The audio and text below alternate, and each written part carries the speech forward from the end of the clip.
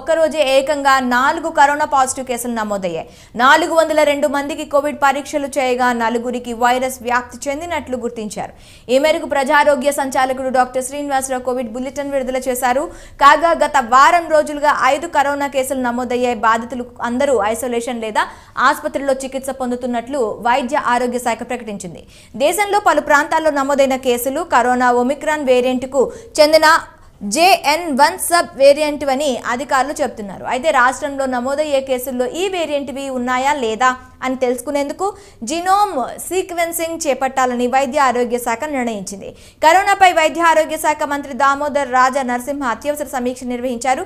కొత్త sub variant JN.1 పరిస్థితిపై మంత్రి ఆరా తీశారు. దీన్ని ఎదుర్కొనేందుకు అన్ని ఆసుపత్రులను సిద్ధంగా ఉంచాలని ఆదేశించారు. ప్రజలు ఏమాత్రం భయపడాల్సిన అవసరం లేదని మంత్రికి అధికారులు వివరించారు. ఇకపోతే ఇతర దేశాల్లో కేసులు పెరుగుతున్నందున కేంద్ర ప్రభుత్వం రాష్ట్రాలను అప్రమత్తం చేసిందన్నారు.